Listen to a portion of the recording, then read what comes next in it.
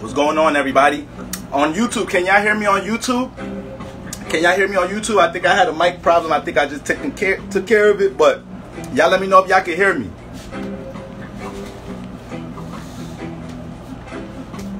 Y'all let me know if y'all can hear me. Cha-cha, can you hear me on YouTube?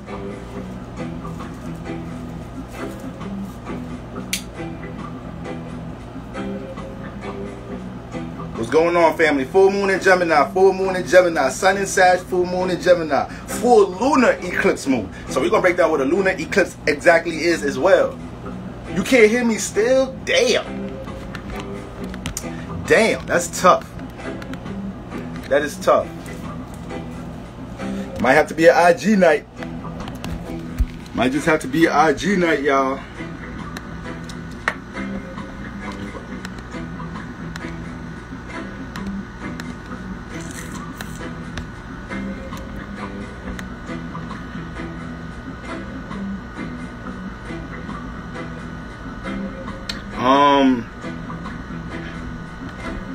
I don't know why my mic not working, but can't hear me. Everybody on YouTube say they can't hear me.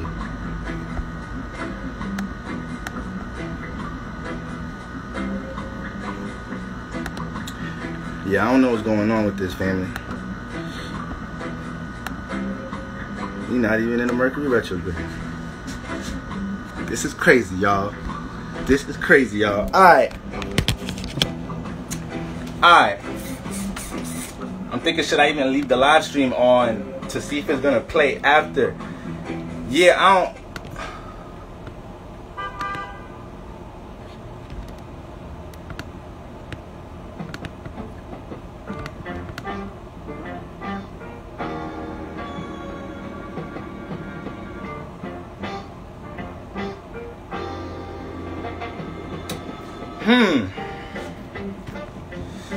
Yeah, I'm sorry, I ain't got time for this today. I guess it's gonna be an IG today. See, the Gemini full moon right now, motherfuckers start panicking over every little thing. These are the energies we're gonna be dealing with. As soon as we run into certain situations, then it's over. Now we panicking, now we overthinking about motherfucking technical difficulties. I ain't saying I'm panicking, but this energy will influence you to start overthinking a situation that you should just drop. So YouTube, I don't know what universe is telling me tonight, but y'all better get on Instagram, because I'm out of here. I ain't in the business of forcing things. Alright.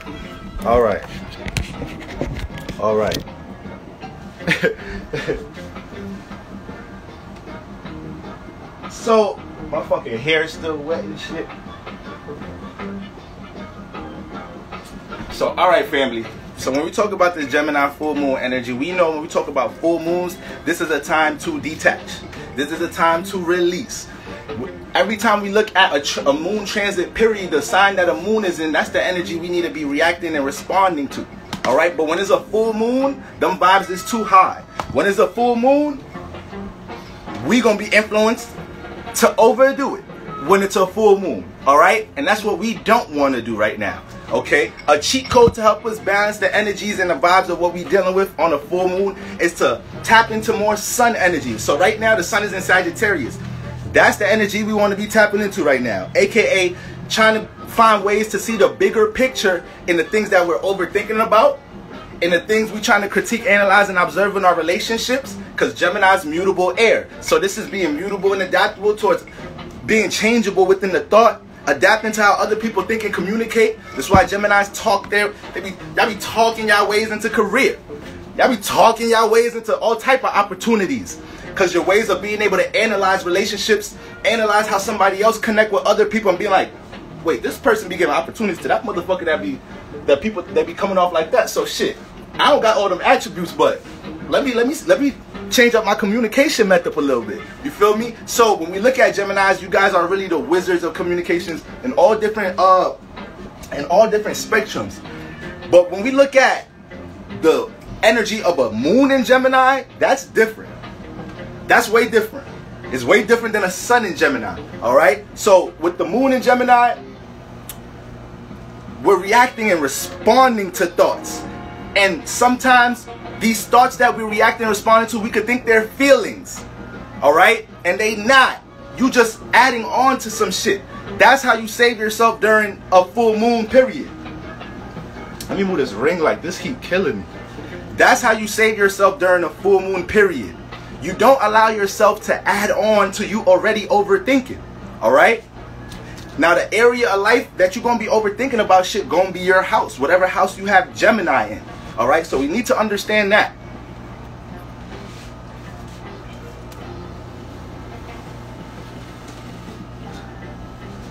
We need to understand that first off. That's the first place that this shit going to be hitting us. Now, what comes with a full moon in Gemini? Remember, everything with the moon is how you feel. So, feeling like reacting and responding to your thoughts. Not every thought that you have to react and respond to it. Not every thought that you have to put into action. Right now, everybody's in a state of trying to nitpick certain things with relationships, trying to nitpick about certain things with people around us, and people ain't really doing shit to you. A lot of people ain't doing shit to you right now, but you gonna find a way to critique, analyze, and observe some shit, and come up with some shit in your head, start nitpicking on some shit. That's not the energy we want to be in right now. That's the energy that's gonna cause a catastrophic moment. That's the energy that's gonna cause a turbulent moment. This is why crazy shit happened during the full moon, because niggas ain't into astrology, and niggas don't know what energy not to overdo. Then you go ahead, walk in the streets, and you critique somebody about something. Now the person feel judged, full moon energy. Now you feel like you gotta express why you said that. Then the person expressing how they feel. Now y'all just exchanging. So now y'all jumping all up into mutable air energy. Y'all exchanging all type of thoughts, over-expressing yourselves, trying to feel like you gotta prove your point, prove your detail. Catastrophic moment on the way. Catastrophic moment waiting to happen. So right now, the best thing to do is everybody just really zip it and flip it. Like if it ain't meaningful, Sagittarius energy, Sun and Sagittarius, if it ain't helping you to see the bigger picture, all right, then it ain't it. Then it ain't it right now, all right? So I'm gonna go through the houses first. I'm gonna run through the houses, family. I'm not really gonna take that many pauses because I really want to get through the houses and the signs so you guys just understand the energy that we got to carry out tomorrow or certain situations that we dealing with tonight. Okay? But the most key thing here is the release and detachment part. The overthinking, everybody's going to overthink. Everybody's going to be overthinking about something. Everybody's going to be dealing with some mental confusion about something. All right? Now, what we want to do is not add on to these things, but seeing what these things that we're overthinking about need to exit our life. What we need to detach from. Which one of these things we overthinking about, we just need to really step back from and say, why am I overwhelming myself thinking about it when I could just detach it? Like, is this even something that's worth me thinking about? A lot of y'all don't understand the power y'all give to things when y'all think about it so much. You are feeding a motherfucker. You might be feeding a spirit you don't want in your life, but you want to ponder on that motherfucker all day. You want to feel, you experience a failure, you experience a shortcoming, you want to think about that shit so much. You want to try to analyze it from so many perspectives. You add it on too much. You need to learn to be in the present and take experiences from a bigger perspective. All right?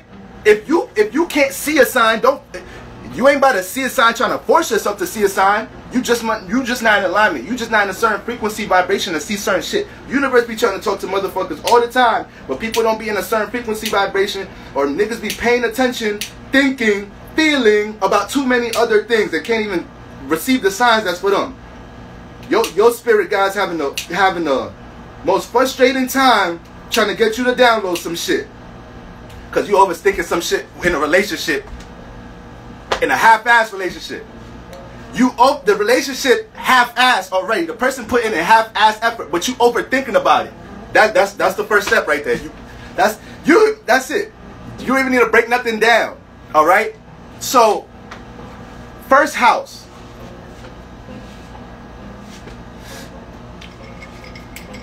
Because I'm about to really run through these, family. First house. Gemini risings. All right. You Gemini risings. Y'all already know y'all doing a whole bunch of thinking and communicating to yourself, because the first house is the personal outlook, how you personally express yourself. So with the full moon transit in your first house, you're going to feel like you have to express a lot of these thoughts that you really don't be expressing. The Gemini risings don't over communicate as much. They could jump into all forms of communication, and I don't even want to use the word over communicate, all right, but I would say they don't come off the rip as communicative as the Gemini sun and Gemini moon, because it's just their personality. First of all, I hope y'all grabbing y'all seats to my astrology class next week, because when we be breaking down these houses in the rising sign, this is the components and the foundation of what I'm going to be breaking down this Saturday. So y'all make sure y'all go ahead and grab your houses, because y'all have to understand the importance of your rising sign. Y'all have to understand the life path that come with that. And these are the things that I'm going to be breaking down next weekend. So as a Gemini rising, the moon is transiting the first house. When the moon is touching the first house, things could get real personal here, because you put all your emotions into personal shit. You could take things personal a lot with the moon transiting the first house. So Gemini risings, y'all the first ones right now to be in your head, thinking about some shit in your head, thinking about how you be relating to others on some regular shit like you regularly doing, but now it's the full moon, so you added more emotion into some shit. You pondering on some shit to the point you feel like, nah, I gotta express this right now. I ain't see this before. I ain't know this person was playing me like that before. And now you feel like you gotta go personally express yourself in a certain way. You gotta personally confront something over some shit you came up with in your head.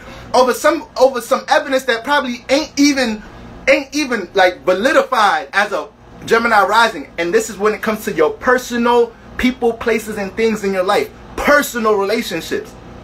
If it's a person, place, or thing that you relate to on a personal level, these are the things you're going to be you going to feel impulses to react to. These are the things you're going to be super sizing up and seeing the details of this personal relationship. Like, listen, this motherfucker really don't be supporting what I be working on. Like, I mean, they be there to personally smoke with me and personally do bullshit, but like, they ain't never say nothing about my goals.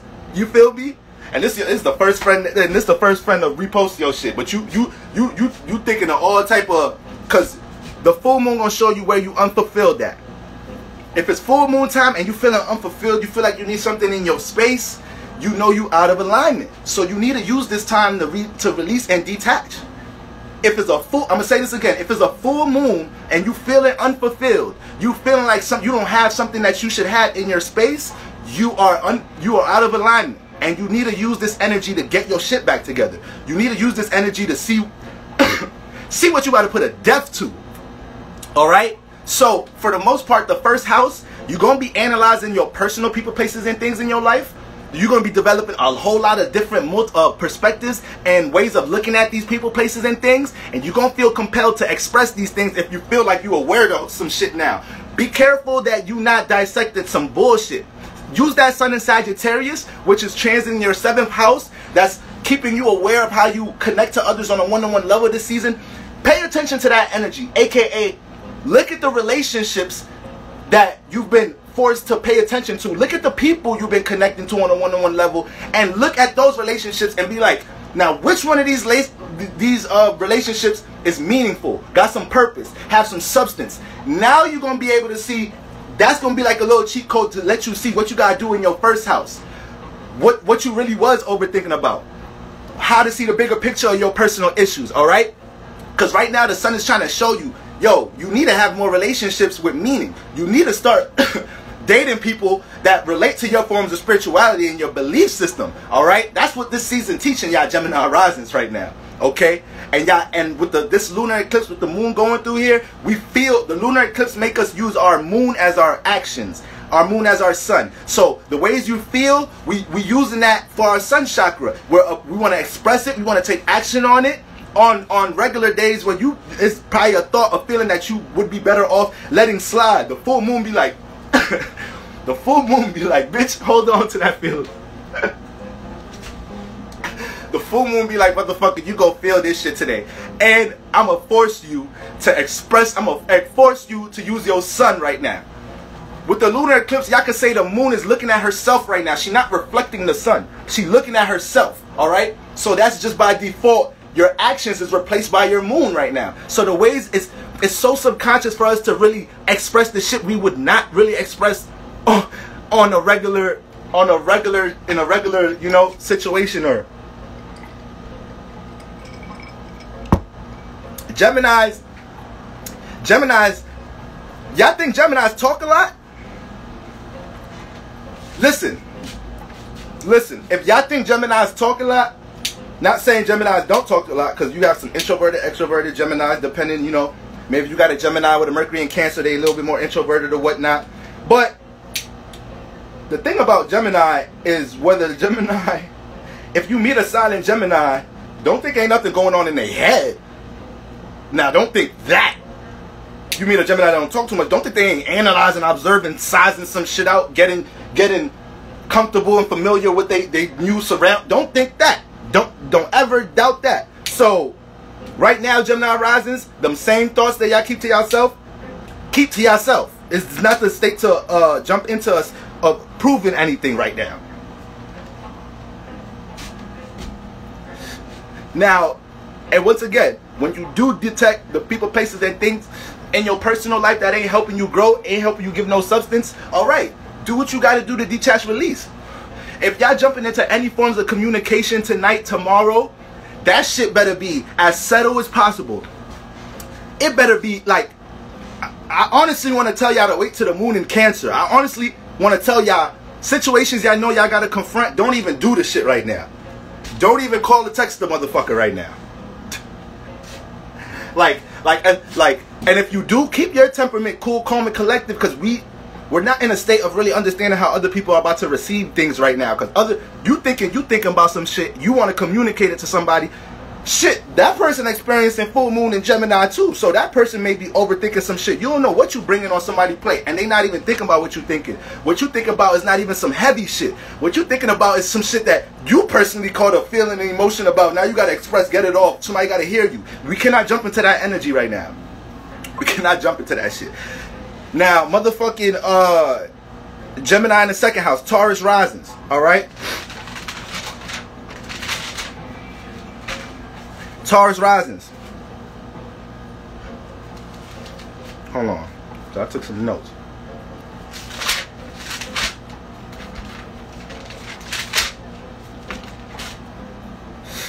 All right, Taurus risings. This is reacting to how you think and relate your values. Taurus, y'all fixed Earth. I'm bugging out right now. I'm talking about Taurus. Second house. Gemini in the second house. Taurus risings though. Alright, so with Taurus rising, with Taurus in your first house, you know, with Gemini in your second house, y'all have to learn how to be smart about who y'all relate y'all values to.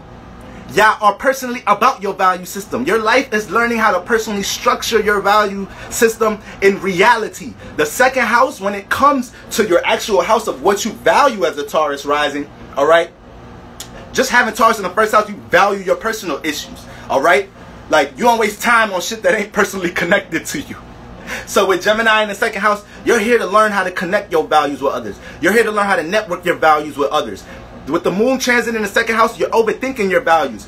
And you may be feeling the need to, like, say it's a person you value right now, and you connecting to this person. You might be real critical about this person. Somebody that you met, y'all have a real dope relationship or whatnot, probably it turned into your business partner. It's a close friend. And you value this person. You value this relationship.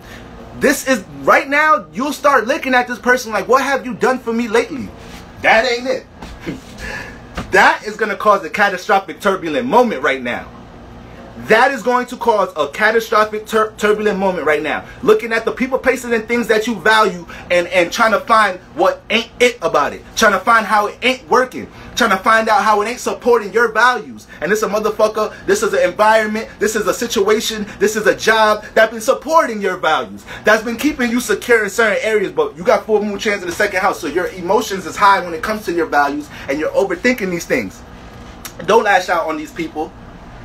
Don't quit your job right now. Knowing you ain't get your dream off the ground yet, and you ain't in a situation for your what you truly value to support you right now, because you ain't put that much percentage and energy into it yet. All right, don't jump off the don't jump off the motherfucking thing right now, y'all.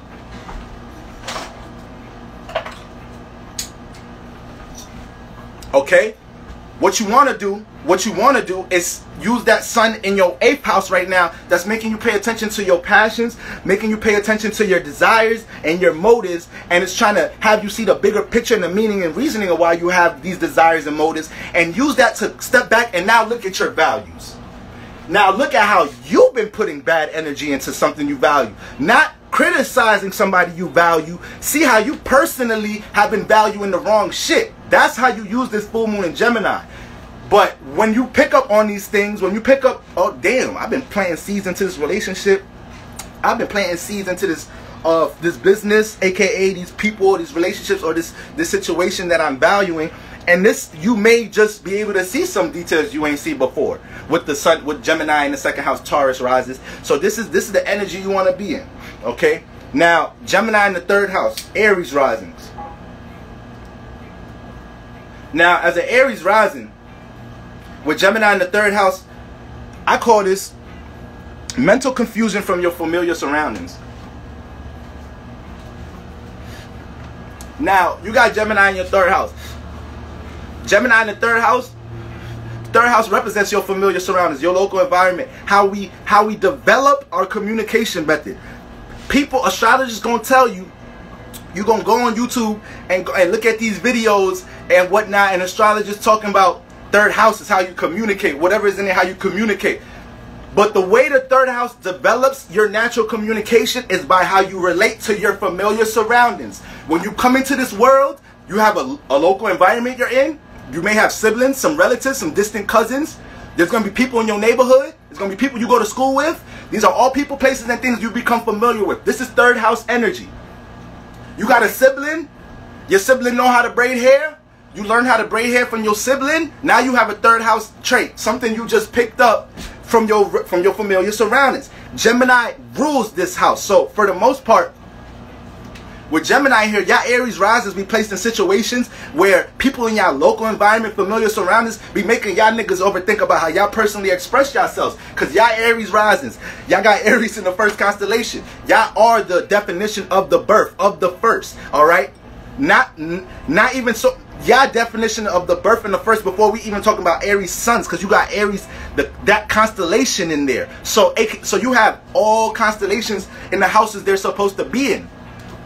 So with great power comes great responsibility, but you can get overwhelmed in some of these houses in a lot of ways for how individual you are. And as an Aries rising, you're here to be an example to us of how individual you are. So with Gemini in the 3rd house, there'll be a lot of relationships, a lot of forms of communication in your familiar surroundings, a lot of situations you found out your friends talking about how you express yourself and how you act. Maybe something about your individuality, your aggressiveness, how blunt, how raw you could be, how raw you are expressing yourself, be having an effect on motherfuckers around you in your local environment. Y'all don't even be knowing. So right now, with the moon transit in the 3rd house, y'all may feel like, see, that's the thing, and the 3rd house is naturally sextile in your 1st house. Once again, this is what I'm going to be teaching in my astrology class on the this Sunday, all right, December 6th. I'm going to be explaining the fuck your rising sign. There's already natural alignments. The 1st house already naturally is opposite from your 7th house. So your personality is always going to be opposite from your relationships.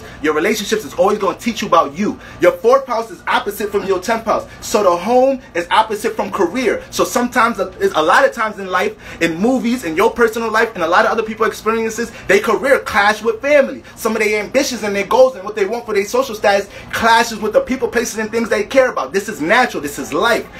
This is what, now when we talk about the 1st house and the 3rd house, the 1st house is your personality, the 3rd house is your familiar surroundings, your local environment, how you communicate, alright? So this is a sextile alignment. These houses are 60 degrees away from each other. If you have any planets that's 60 degrees away from each other, they're hitting each other in a harmonious angle. So the 1st house, aka your personality, and your 3rd house, how you develop how to communicate from your familiar surroundings, these houses are supposed to naturally be helping each other. These houses are supposed to naturally be gifting each other. The way you communicate and relate in your familiar surroundings and relate what's familiar to you and take what's in your local environment, your neighborhood, and personally express it, that should be providing opportunities for your 1st house, for your personality, for how we personally see you. All right? The more you jump into personally expressing yourself, being personally seen for something, personally taking initiative on your actions, that should, on your passions, that should create opportunities for your third house, aka how you're able to network in your familiar surroundings, how you're able to network what you're familiar with already. So there's natural energies we already have going on in the house.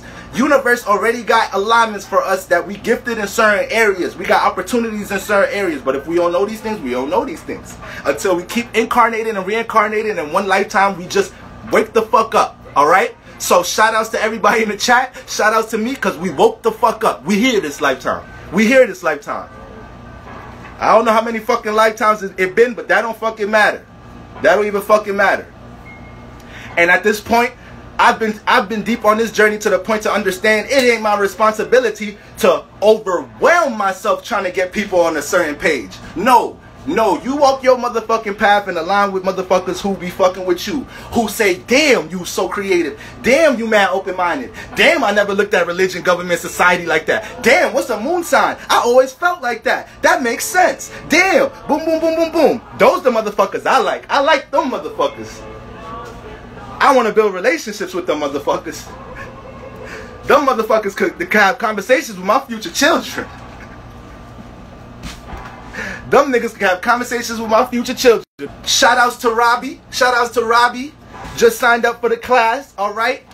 And I'm picking, I don't know how many, but I'm picking a few people to win a free natal reading. All you gotta do is be present in the class. All you gotta do is show up with your notepad and a natal chart and be eager to learn something, alright? And you may just win a free natal reading, okay? So it's very important to understand how these houses naturally align each other. Now, so yeah, third house, Aries risings. So with that influence here, with the moon transiting here, hearing some gossip about you, hearing something from your familiar friends right now, picking up on some details about your familiar surroundings right now, or not knowing how to put a restriction on something one of your familiar relationships or familiar friends want to do right now, that you know, like, I'm good on that right now. Don't let your familiar surroundings and your familiar friends drag you into some bullshit right now, Aries rising. Don't feel the need to respond to what you're so familiar to, knowing that you may have to put a restriction on something, knowing that, you know, you got your friend and what's familiar to y'all is doing this every weekend, indulging into the certain thing every weekend or every whatever, and now it's coming around and the subconscious is stronger than ever, letting you know, yeah, this is familiar, but it don't mean it's fucking has substance. It don't mean it's important. Just because it's familiar don't mean it's something you need to learn has an expiration date. Don't mean it's something that you have to put a motherfucking conclusion to. Alright? So you're going to be able to see these things, Aries rising. You're going to be able to see the relationships that y'all got, which is real phony, which motherfuckers, a lot of Aries risings, a lot of y'all personal ambition and the way y'all personally believe in people develop some bullshit relationships. Because people be, y'all so personally raw that it creates insecurities in people who aren't fucking as confident as y'all. And some of y'all sometimes, you know, y'all develop these relationships in y'all familiar surroundings in the third house, and these be the motherfuckers be talking about y'all the most. Because something about them not being an individual is triggering them, but they want to be around you. Yeah, because they fucking spirit's trying to pick up on some shit. They spirit trying to learn some shit. And that's another thing we don't be understanding. When you out here really doing something with your motherfucking life, best believe there's a spirit that may not be into what you into, don't give a fuck about your goal or what you chasing, but the spirit is picking up on your energy. So if all the spirit is probably thinking, and this is a low vibrational spirit, of course, but all this low vibrational spirit is thinking, fuck what Boro teaching about astrology, fuck what Boro trying to enlighten people on, fuck Boro trying to be focused about doing certain things with his life. All I know is I feel that energy. Now I got to get around it, and I got to find some ways to get that shit in my space. Aries rising, y'all be having a lot of relationships like that develop out the third house. So you don't want to be impulsive and aggressive reacting to some of these realizations. You want to see it and detach, Aries rising, release. You don't need to attack it. You don't need to attack these situations, all right? Part of your life path as the Aries rising is really learning when to slow it down, when to see the present. You're already ahead of time. You're already futuristic. You're already burned through reality. It's learning when to settle shit down a little bit and learn to channel your passion a little bit. Because y'all could be on go, go, go. Y'all can be on go.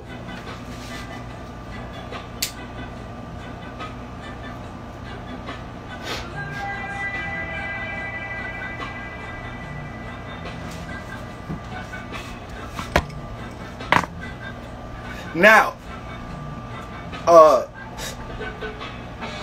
and another thing, Aries rising.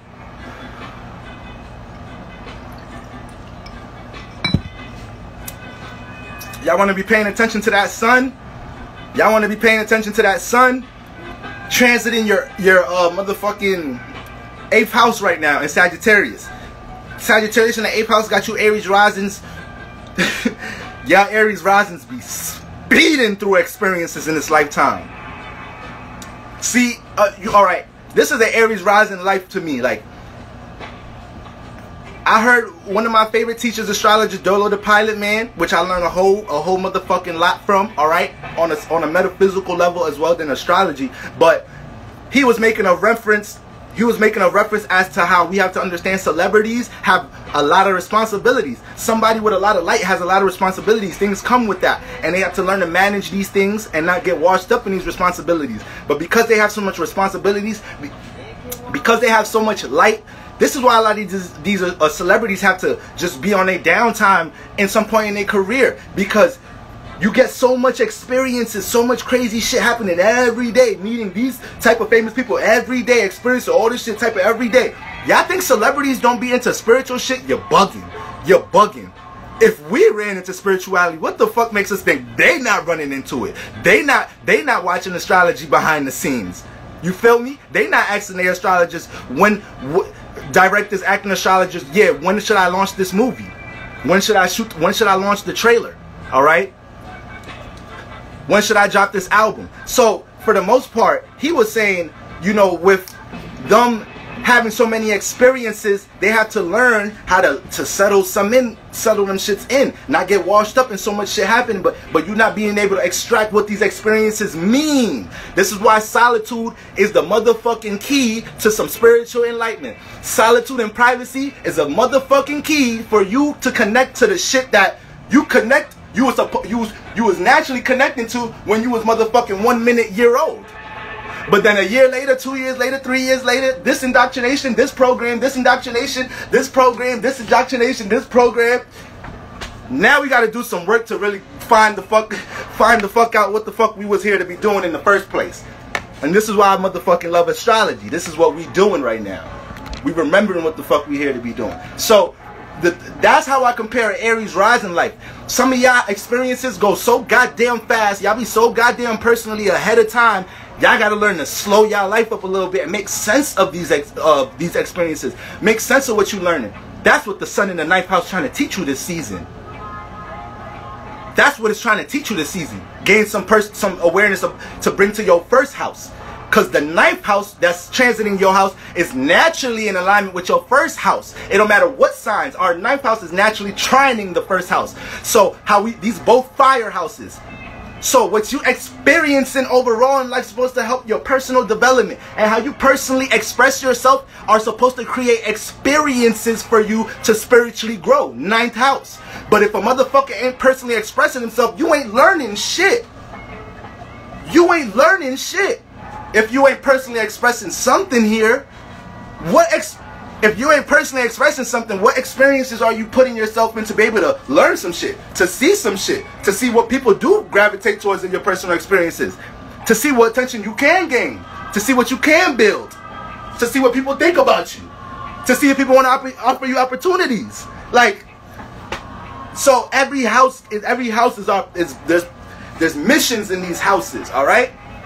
Now, 4th house. My Pisces risings. This is mental confusion in the household and invasion of privacy. When you have Gemini in the 4th house, Pisces risings, see, Pisces and Gemini square each other. The 4th house is a very important house when we're talking about your natal chart. Because this is a cardinal house. We have 4 cardinal points in the natal chart. We have the 1st house, which is the 1st cardinal point. The house that gave birth to Aries. We have the 4th house. That's the 2nd cardinal point that gave birth to Cancer. We got the 7th house. That's the 3rd cardinal point that gave birth to Libra. We got the 10th house that gave birth to Capricorn. These houses are our most important houses in our natal chart.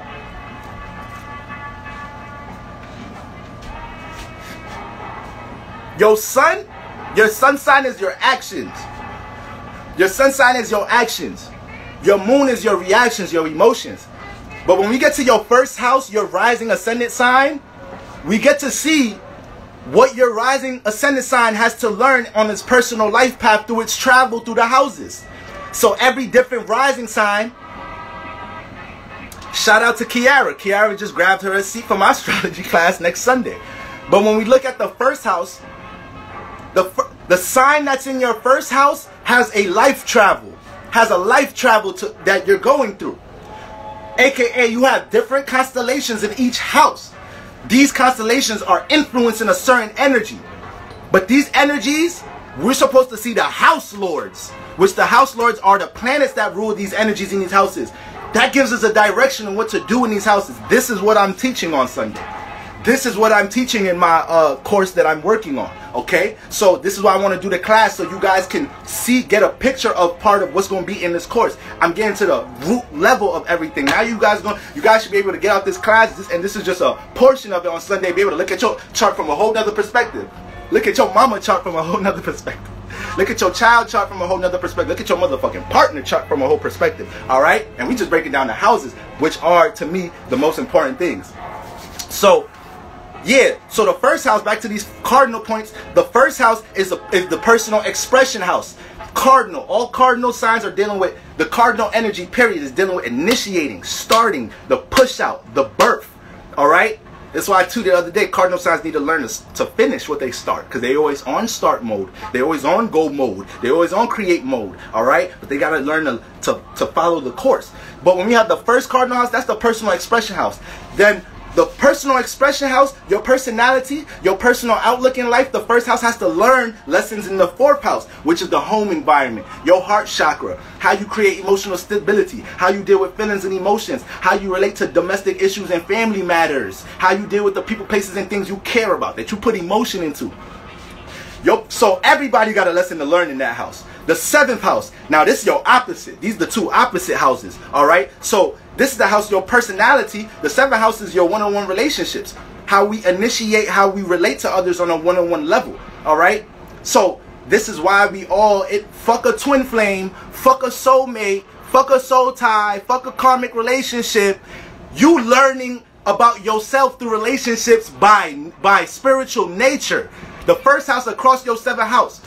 So whether it's a friendship, your relationship with your mother, intimate and romantic relationships, all of these relationships show us different components of ourselves. People be asking for twin flame soulmate relationships. Yeah, is you ready to be humbled? Is you ready to be motherfucker humiliated? Be careful what the fuck you ask for. Be careful what the fuck you ask for. All right? So when we talk about then we get to the 10th house. Our personality, we need to learn to build a social status here. We need to learn to have we need to all learn how to personally have some form of foundation and structure in our lives here when we talk about the 10th house. All right? Everybody has a social status. See, when astrologists talk about social status, Capricorn, the 10th house, social status is social status. We're not saying celebrity status. We're saying social status. All right? Are you a teacher? Are you an athlete? Are you a student? Are you a healer? Are you a spiritual motherfucker? What's your social status? What do people be knowing you as? So we know there's a problem. We know we have a little esoteric problem going on. If people asking what's your social status and motherfuckers, everybody saying some whole other shit. Everybody saying some whole other shit. People don't know. We got to work on that. We got to work on that. But that's us. Your social status could be what the fuck you want it to be, family. This life is your game. It's your experiment. It's your experience. It ain't happening to you. It starts feeling like it's happening to you, but you creating this shit. You creating your circumstances. You created every single one of it. Subconsciously. The more conscious we get of what we doing, now we have more of a hold on what we doing. Life feels like it's happening to you when we don't know what we doing, when we're not conscious about what we here to do. Then now it's happening to you. Now you ain't got no power control of what's going on. Now you a victim. You feel me? And we not victims over here. We's not victims over here. We don't even put that word into the motherfucking esoteric realm. Victim what? Victim who? Nah, I ain't victim of nothing. I'm just learning a lesson. That's all this is, nigga. I'm the master conductor of this experience, so ain't no victim shit.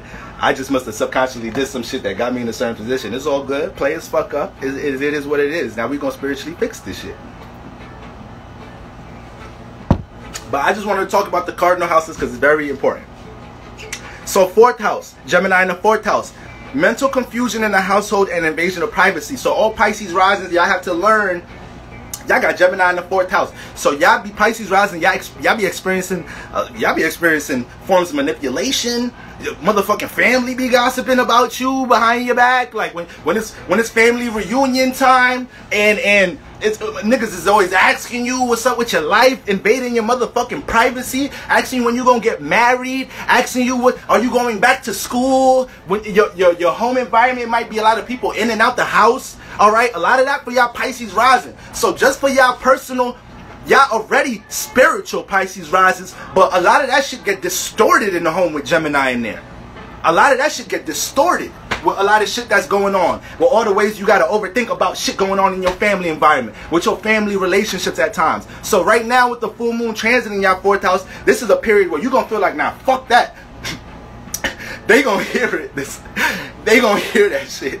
This transit. They gonna hear that shit. This transit. Cause y'all Pisces risings, y'all some of the most compassionate motherfuckers. But damn, y'all be passing up on a lot of evil thoughts. Y'all be thinking like, damn, if I did this motherfucker the way this motherfucker did me, or if I retaliated with this motherfucking way this person manipulated me and this motherfucker.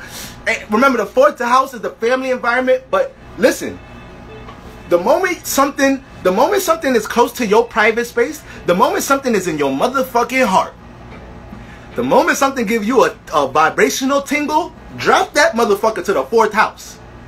Person, place, or thing. You have an art that you'll die for, put that motherfucker in the 4th house. Anything, person, place, or thing you really care about, 4th house. Alright? A lot of us slept somewhere, slept in our parents' crib or whatever, grew up in our parents' crib, but home may have been your grandmother's crib. Home may have been your cousin's crib, for real.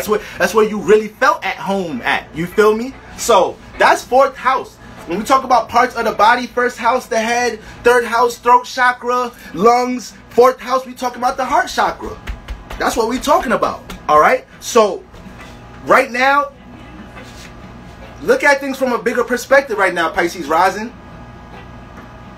Try to see if there's ways, because you're gonna be overthinking about, you're gonna have a lot of confusion about how to handle circumstances within a family home environment or certain relationships and situations in your life you truly care about depending on how you personally connected to things. And you, with water in the 1st house, you're gonna personally want to connect. So this right now, you're gonna see what you personally connected to. How's that affecting your home, your heart chakra, your emotions? Which one of these motherfuckers got to get detached and released from right now, Pisces rising? Because you'll let a motherfucker drain the shit out you personally. We got to see what right now with Gemini in the 4th house, the full moon. Yeah, we reacting and responding to the details of these things. But yeah, we ain't trying to overthink or put extra energy into these things. We're in a detachment and release state. And if there's a family member, a situation in a home environment, detach with discernment.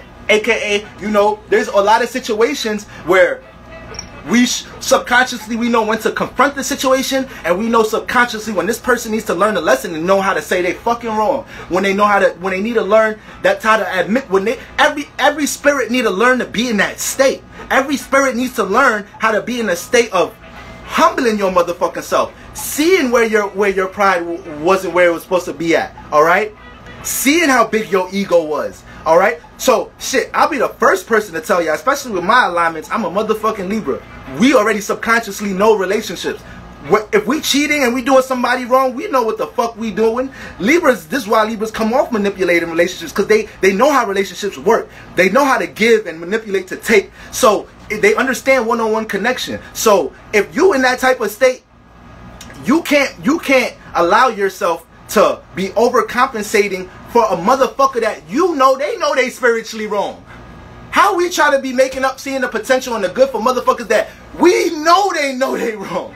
I don't give a fuck who it is. I don't care. I really don't care. I'm a Capricorn moon. I know how to not care about shit you're not supposed to care about. Alright? And when it comes to family environment, sometimes we incarnate into situations that motherfuckers that you care about, motherfuckers that you put a lot of emotion to, will take advantage of your emotions, take advantage of your soft spot, and we need to learn where to put restrictions and limitations on some of these things. Okay? Gemini in the 4th house, Pisces rises, y'all get caught up trying to mend relationships in the home. Y'all get caught up, somebody take advantage of you, trying to mend that. You trying to communicate to them what you see about why they did that. No, they know what they did. They know what they did, Pisces risings. You got to learn to put your personal compassion somewhere the fuck else.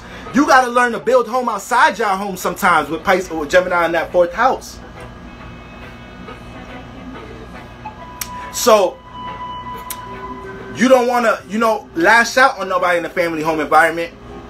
Right now, you may feel a little invasion of privacy within the home right now. Once again, people all up in your internal energy. People trying to find out things about your private space, about what you're doing in your private space. The 4th house is your private space. So, like, don't be compelled to react by explaining the details of what you got going on privately.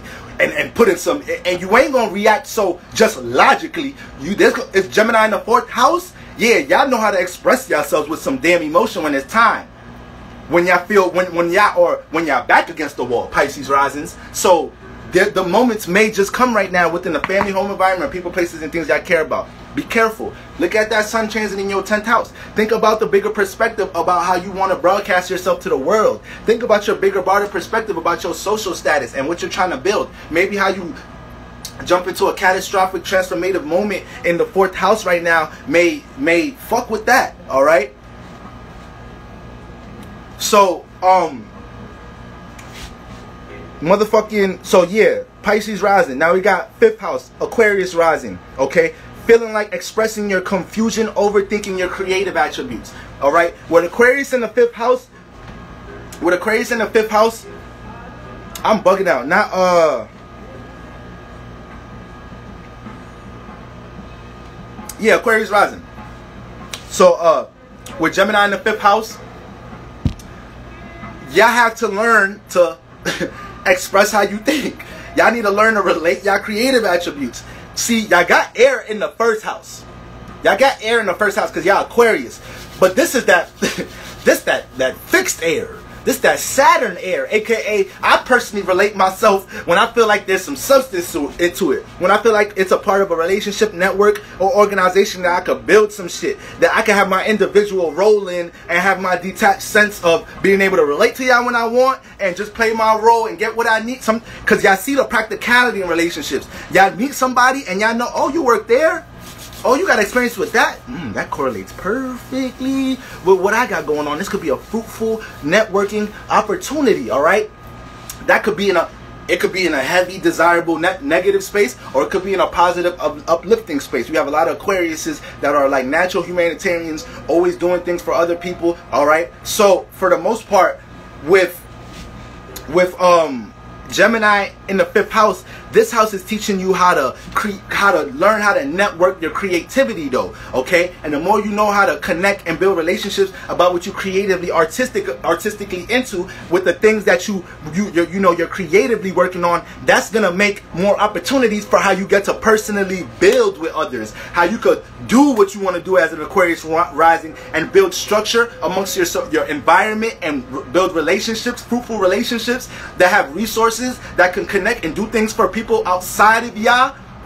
But you have to creatively, you have to you have to relate that in the 5th house. Like, you want to personally connect with people, you want to personally build structure and relationships, but first of all, you're very reserved and detached personally, all right? And you need to know how to break out that shell and know when, okay, shit, I gotta be the face of this creative expression right now. I can't just like communicate it, relate it, or find another person to do it for me to be the face of it because I just want to manage it and executive it. No, we want to see the creative process. So with the moon transit in this 5th house, there may be some confusion with how you're dealing with your creative attributes, how you want to demonstrate them to the world, what prices you want to put on your new website that you build with your new services. How you gonna associate and organize you know, this new business creative attribute that you're into. You're going to be overthinking about these things, all right? And then, you know, when it comes to the things that you already creatively into and how you artistically express yourself, don't overthink the things that you already do, all right? Gemini in the 5th house will do that for y'all, Aquarius risings. The things y'all already creatively into with Gemini in the 5th house, y'all could already naturally overthink how y'all creatively connect it and express it. But y'all, listen, I know a lot of people that have heavy Aquarius energy, and the things that they creatively into, like, that shit really just, like, there's certain signs that their art be something that's like, nah, I'm good, like that, making money, business, Instagram, nah, this me, this, like, I have a connection. It's like I have a relationship with my poetry or with my music or with my art. Like you feel me? So Aquarius rising, Gemini in the 5th house. This is influencing you to relate that, to learn how other people be doing it too. You feel me? Moon transit in the 5th house right now. You can overthink how you do these things, but if it's something you already been in the motion of doing, you roll with that. You don't add on to these thoughts that you're catching about how you creatively express yourself. You're already here to be seen as an individual, as an Aquarius rising. All right. So anything you creatively do came from an original space. The moment that you want to correlate it to others, but you don't want to see how you're going to correlate it to others, and you don't want to overdo that right now. You don't want to overdo having your creative expression being seen right now. You don't want to over communicate about your struggle, your confusion about what you got going on with your creative pursuits, because it could come off like you just dumping it on to somebody else at the moment right now as well.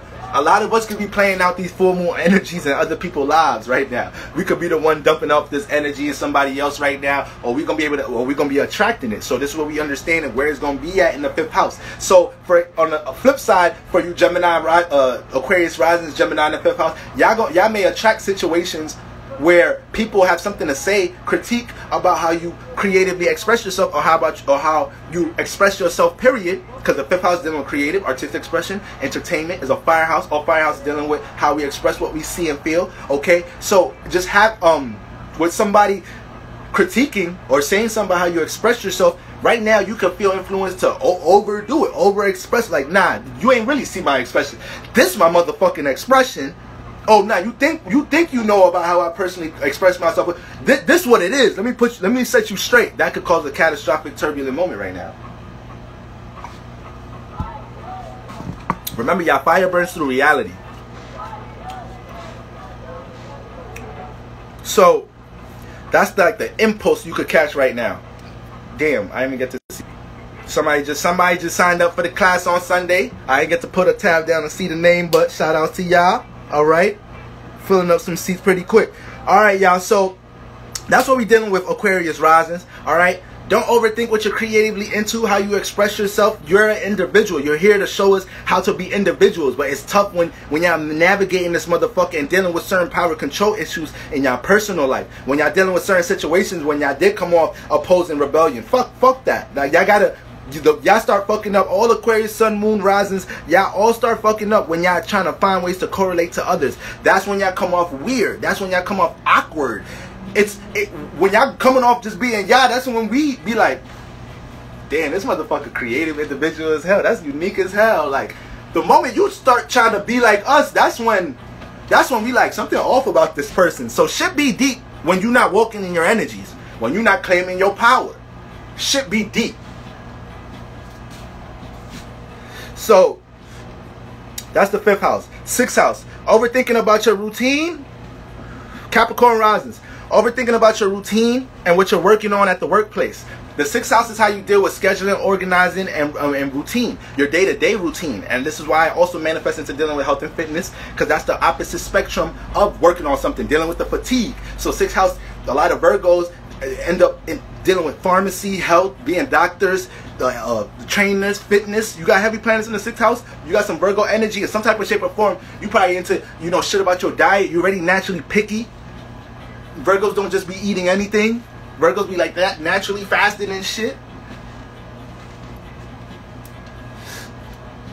So when we talk about Gemini in the 6th house, it's Capricorn risings. Y'all need to learn how to communicate, relate to others when it comes to what you're working on. Capricorn risings, Capricorn risings y'all here to learn how to build personal structure in this motherfucking lifetime. That's what y'all here to do with Capricorn in the first house. But it be a motherfucking tug of war with Saturn in the first house.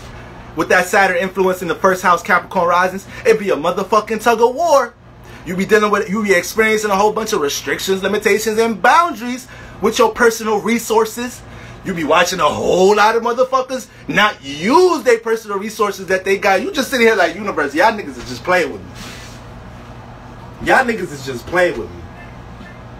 This motherfucker incarnated into this family with all these resources. I don't even got $400 to get a camera, and they doing this. I just want to YouTube. I just want to do this. I just want to do that. Why I gotta work so hard for resources? Why I gotta put so much time and growth into shit? This is what you experience as a Capricorn rising and Aquarius rising as well in the first house as well, because you got Saturn influence there too. So Aquarius risings, we always seeing people relationships and being like, this motherfucker don't know how to work their relationships. Yeah, Aquarius rising, you here to learn how to network and cultivate and build those on your own. Personally, initiate those on your own. The first house is the birth house. This is the house you initiate you. This is you. This is how you initiate your personal outlook here. Aries rising, Taurus rising, Gemini rising. This shit is so deep, family. This shit is so deep. Cause it's like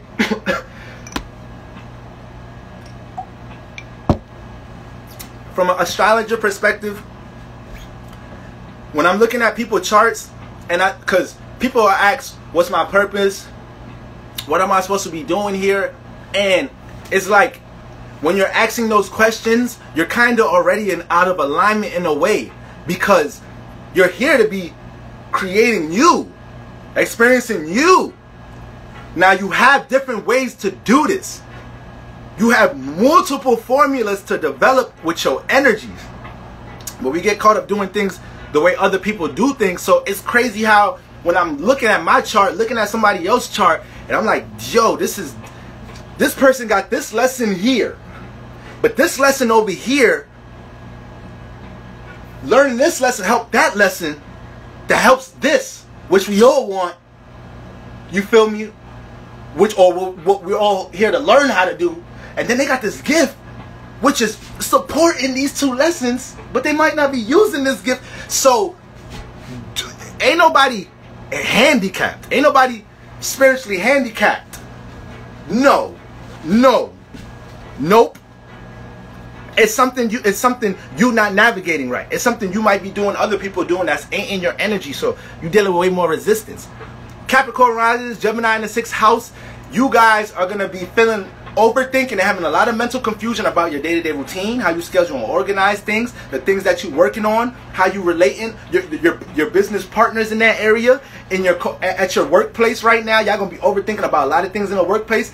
You hear something about you in the workplace right now, it's going to be gossip in there. It might be things coming back to you when it comes to the workplace right now, or the people you did, because you got Gemini in the 6th house. So when it comes to Capricorn risers, they out here trying to get their shit off. You're here to build personal structure. So when it comes to Gemini in the 6th house, you trying to relate, learn from other people, network, pick other people's mind, get more information about the things that you're working on. The 6th house is not just the workplace, it's also what you're working on. So when we have the full moon transit in here, it's a lot of overthinking in that area. There's a lot of mental confusion about your routine and whatnot. So step back, look at shit from a bigger picture. Know what you want, know what you already planted seeds in, that you're working on, that you're achieving, and look at your routine. At this point, this is why we don't see shit when we don't do shit.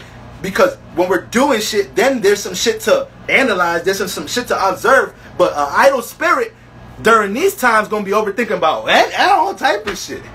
Gonna be thinking about all type of shit.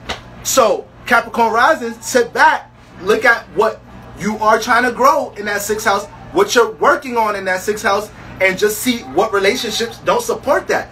Because maybe you've been trying to attach the things you've been working on, connect the things you've been working on with other people, and it ain't it right now. And you got to learn how to more personal initiative in some of your routines or whatnot. Okay. 7th house. Okay. Sag risings. This is mental confusion about your partner in your relationship. Sagittarius risings. Right now, you guys are having all type of mental confusion about, you know, about things your partner that said to you in the past. You guys having all type of mental confusion about, you know, the relationship you in right now, the person you dating right now. Everything was good all just a week ago, but the full moon is in your 7th house now. So now we overthinking about our whole situation with our partner, okay? And we all want to be consciously aware about, you know, our relationships and dating and what we're doing and how we're connecting to somebody. But when the motherfucking the shit ain't broke, it ain't time to fix shit. So when we say mental confusion, this is you developing all type of thoughts, ideas about what's going on in your relationship, what your partner might be doing, and now this is manifesting in you communicating certain things, just throwing things out, seeing what your partner gonna say about it. All right, react. This is you, you know, saying something real subliminal about your life, but it's really something subconsciously directed to them, and now your partner's like, yo, what's up with you? What's up? What's on your mind? Lunar eclipse. Remember, we're using our emotions as actions right now, so people are expressing how they motherfucking feel right now. So this is the influence we want to be careful of. But when you have the full moon chance in your 7th house, you can show your ass in your relationship. You can show your ass in your relationship, especially with a full moon in Gemini. Okay. Sagittarius risings with Gemini in the 7th house. Y'all gotta learn. Gemini in the 7th house teaches y'all, like, y'all have to learn to be relatable and have a friend first to build intimacy, like to build a real relationship. Cause Sagittarius risings, man, y'all just, everything's an experience. Yeah, so what we doing, like, you know, I think we've been kicking it, like, you know, we've been dating for this long, and you know, or at least I thought we've been exclusively dating, and like, you know, we've been intimate, and like I just want to know what's on your mind about this relationship. Sagittarius rising. Shit, for me, this is just an experience.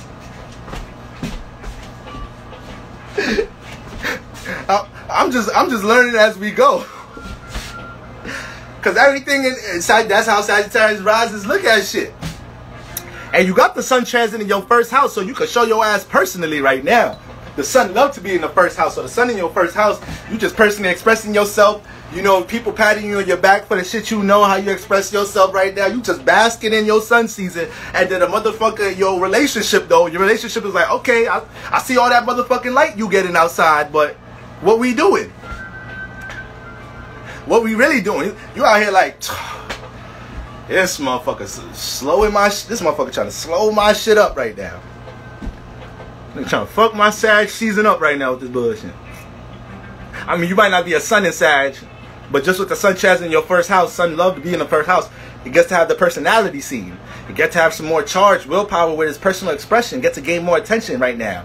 Alright? Don't let that attention go to your head, because you're here to be seeing the bigger picture about how you personally express yourself. So right now, y'all attracting that in y'all relationships. So don't overthink. Don't try to fix anything that ain't broke right now. Sagittarius rises. Have some discernment with your relationship. If this is something you feel like you respect and honor right now, you trying to seriously build about. Because some of y'all feel like some of y'all think y'all be serious about relationships, and y'all really don't. So it's like right now, the moments could come up with your partner right now trying to either size your mind up about things, or you might have some mental confusion about your partner that came out of nowhere because you're over analyzing the situation with your partner or the person you dating or the person you relating to, and now you feel compelled to express some shit, or you feel compelled to have an extreme reaction to some shit that ain't really manifest, that's in your mind yet, that ain't played out yet. This Gemini full moon is going to have us feeling like taking action on a lot of things that have not manifested yet.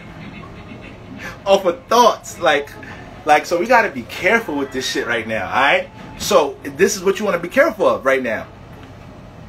Understand if you're adding on to some shit mentally right now in the 7th house. Be careful of the emotion that you're carrying just because you have a lot on your mind. Okay, because you may not be expressing it, but you may be carrying down the emotion. Like, what's up, baby? Good morning. I got some breakfast in the kitchen waiting for you. Like, all right, good morning, man. All And I hope it's pork bacon too, cause you know I don't fuck with that. I don't got time for that shit today. Because you got moon, the transit in the 7th house. Now you woke out, you got the moon opposite your first house. So now you personally woke up out the bed on the wrong motherfucking note, and now you directing some of these energies to your partner. Like, come on, Sag Rising, don't do that right now, Sag Rising. Don't do that right now. And if you're attracting, y'all also might attract situations with your partner. Like I said, your partner sizing y'all up, and y'all not even really doing nothing. Y'all just personally being seen with the sun in your first house right now, and then y'all maybe your partner is feeling away right now with Gemini, you feel me? And just by alignments, you know, they asking you shit, they being a little tedious about shit, a little naggy about shit. Look at that sun in Sagittarius and know how to personally express yourself from a bigger picture. All right, no, have some compassion. Don't be a preacher. Have some compassion, aka understand other people be going through certain shit. Like, all right, what is it? What's your problem? Because I know I'm not doing anything, but I'm not about to express myself to add more into what we got going on. I enjoy what we got going on. So what's going on? All right, it's like, but everybody just want to just really shut the fuck up right now. Everybody just really want to like just over expressing yourself, over communicating, especially what you think about things and how you feel about that. That's gonna create some shit. So those are the energies for y'all Sag Risers right now. 7th house. I mean 8th house. 8th house. Scorpio risings. Yeah. Please do. All of us. Me too, family. As soon as I get off this live, I'll be my goddamn self and shut the fuck up. So, Scorpio rising, 8th house. Alright. Sag rising, dealing with my Aries rising. Oh, man. Both personally expressive. Both of them gonna have personal ways of seeing and feeling. Alright. So, you got some fires to match. One is personally expressing their individual viewpoint. One is trying to personally express the experiences of their personal experiences. It's two different things. So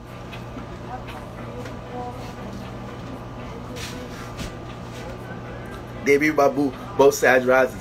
Yeah. So y'all both experiencing a lot. Sag risers, man, y'all get a thrill out of relationships that with a motherfucker y'all could just do whatever with. Show up, y'all don't know what y'all about to do. Don't know what they cook. But you know they cook. But you know they about to do something. Y'all know y'all about to do something, but you don't know. Sag rising, Sag suns, y'all love them type of relationships. Scorpio rising, 8th house. Mental confusion about your desires and motives. Alright? So a lot of y'all right now overthinking y'all passions. Overthinking the relationships y'all done related y'all passions to. Right now y'all in situations where y'all might be feeling unfulfilled when it comes to certain desires y'all have, and when it comes to how y'all working on y'all passions. So now you looking at certain relationships, you directing some pent up energy at some of your relationships right now. Like, fuck you mad at us for? Because you ain't got some motherfucking desire you want right now. And the moon don't even fuck with the 8th house. So with the moon transit in the 8th house, some of y'all right now, y'all overthinking and y'all getting too moody. Like, y'all the ones to get the most moody right now. Might not say nothing, but it's like, just say it. For all that, say it. Might as well express it. Might as well let us know what the fuck you walking around grilling motherfuckers and shit. Cause you feel away about your desires, and in some type of shape or form, now your relationships is at fault because of that. It's your passions. And if you overthinking your desires, then they ain't all motherfucking fault. You better use this moon to check your fucking desires. See? We want to hear what's all peachy sweet with these readings. Not here. Not here. Not here. It don't matter if you don't got no planets in your 8th house. If you got Gemini in the 8th house, the moon is transiting there right now. The moon is transiting there right now. So that influence of having the moon in your 8th house is there. And when the moon is in the 8th house, the emotion's so passionate and deep and stimulated, and now your moon then is closer to your reproductive area, your sexual organs, where all our push for our desires and passions, and the root chakra is that. So the moon is by this area, so the moon is picking up on all your desires right now. And now you it's Gemini, so you think about all the relationships, you think about the people that you done shared your sexual energy with, you thinking about the people, you trying to feel like reacting to people that you done relate, you feel like they should have been helping you with your passions more right now. You feel me? And it's an extreme of the energy. So you on some I'm gonna be silent and shit and not say shit, and y'all gonna read my emotions, or I'm blasting off on one of you motherfuckers. Cause my moon too passionate right now. And if I'm gonna express something, it ain't gonna be on no light shit. Moon transit in the 8th house, dealing with how to bring the extreme emotions up, but not always so passionate sometimes.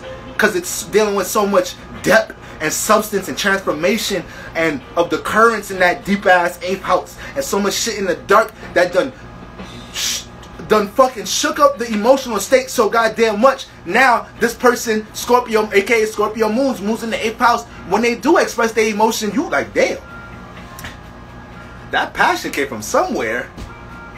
You felt that? So this is positive and negative. This how a Scorpio moon need to flip that shit. This how a moon in the 8th house need to flip it. When y'all do bring that shit up, we need to be looking at it like, oh shit, that was inspiring, that was passionate. But when y'all going, but it's tough though. That shit is tough, cause it's hard directing that passion in a pleasant way. With if you looking at motherfuckers like, for the most part, you looking at motherfuckers like, the fuck I need to tone down how direct and how real my reaction is. This is real life experiences, but motherfuckers, not everybody experiencing what you experience in Scorpio rising. You supposed to help us learn how to look at these experiences before we all experience these type of manipulative, scary, impactful moments to the feelings and emotions, because we all going to experience them. But you a Scorpio moon, so this every day for you. So you looking at everybody like, the fuck everybody's be so happy for? You motherfuckers don't get lied to? You motherfuckers don't get cheated on? You motherfuckers don't be getting your emotions taken advantage of? Cause y'all niggas be acting like shit sweet. And then what really pissed me off, y'all be coming in my life telling me to open up.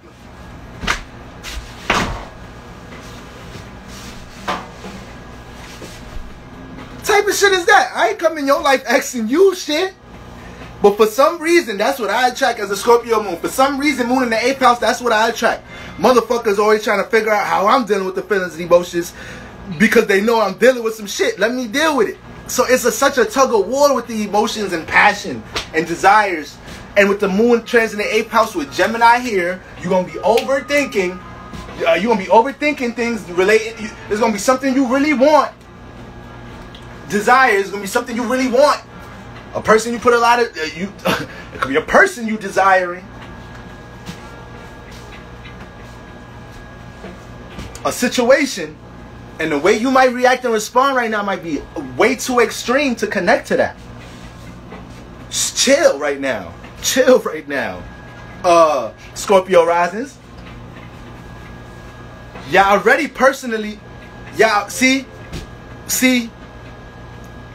Scorpio risings with Gemini in the 8th house, it's like y'all already like being personally behind the scenes, not being the stage and spotlight for everything. Y'all niggas gotta back up with y'all. You too close. Don't be tapping me behind the back when I'm walking. Might get motherfucking tased. Don't be running up on those Scorpio sun moon rises like that. But Scorpio rises definitely not dumb niggas. Dumb niggas, if they strap, they 9 out of 10 times you tap them behind the back, they are pulling out. 9 out of 10 times a Scorpio rising that strap, yes. Y'all better chill with how y'all be talking to strangers.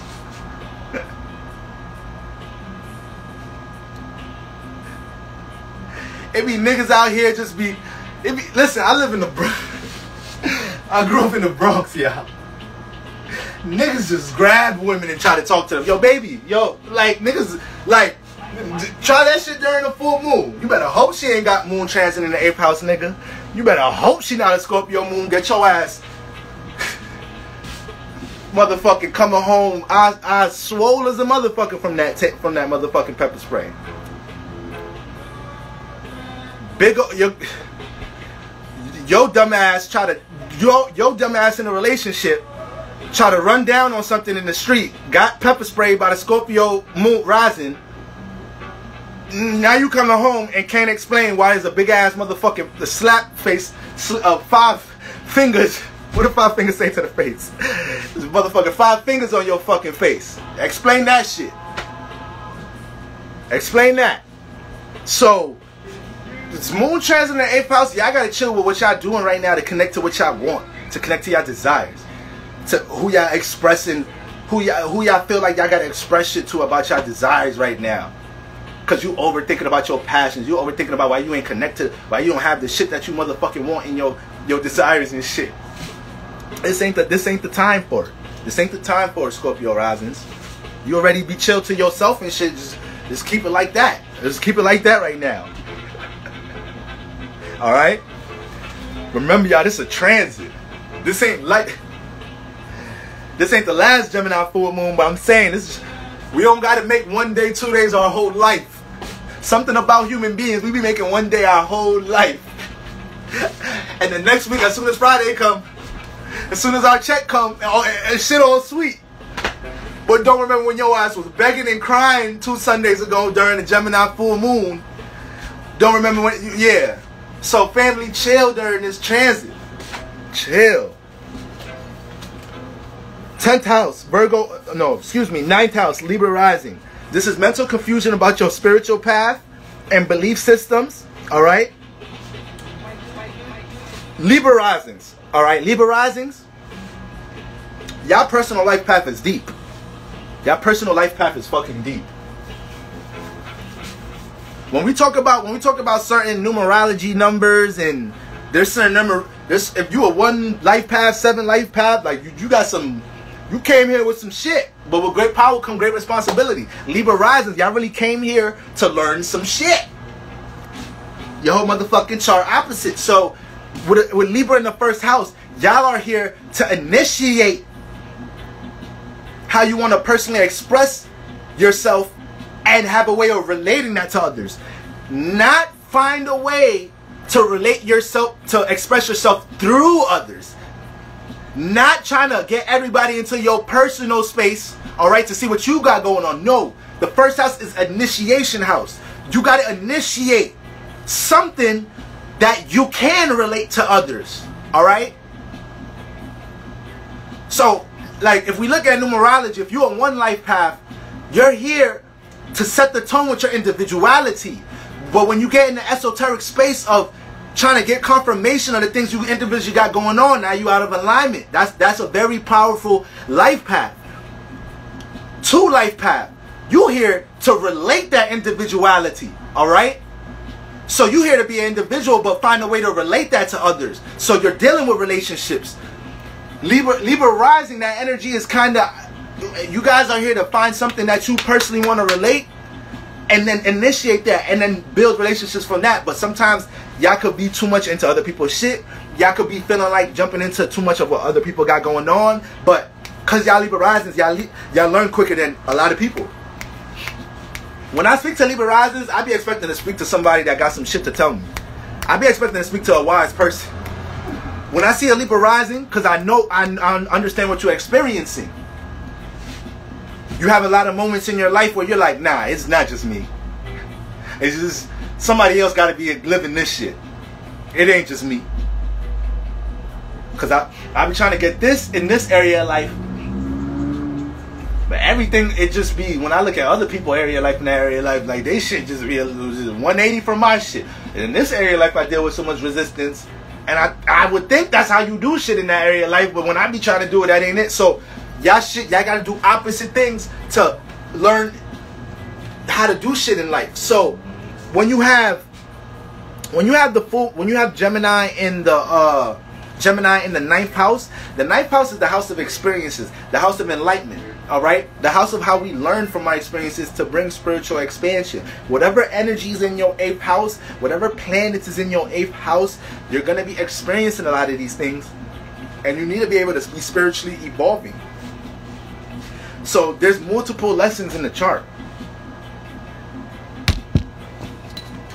When we talk about what the fuck my fucking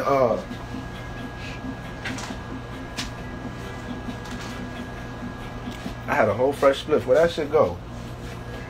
This Gemini full moon is crazy. I don't know what spirits pulled up on me during this live. Niggas is stealing weed. Damn. That's how we giving up Gemini full moon? Oh, there we go. So, Gemini in the 9th house. The 9th house represents experiences. It represents, you know, how we learn to personally, because it's a fire house. But fire, that element is just like, fire is deep. So fire is really, that I'm gonna have to dive into elements, break elements down to an extent this upcoming Sunday in my class too, on a more deeper level. So, you know, fire is already spiritual because it's like futuristic. It's dealing with seeing and feeling. When you see something, family, when you see something, you got to know esoterically you created something. In the place you go when you're asleep, that's the esoteric realm. So this is why if you gonna pick up vibrations of something that you're aspiring to be. This is why we dream, because there's something that there's times when we're in this body, we be creating images of things spiritually, esoterically. So when we go to sleep, we be seeing images and picking up vibrations of the things that we're dreaming of. So when we wake up, it's like trying to live my dream, trying to chase my goal, trying to work on my passion. Okay, you're putting emotion into these things. So, but this is something that before you even started working on, it started with you seeing it.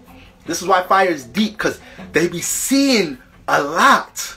If you're not fire, then you want to understand why they so expressive. If you're not a fire sign, you want to understand how they could do things impulsively, or how they could freestyle certain things, or why they just act on certain things. Because they see way quicker than a lot of people.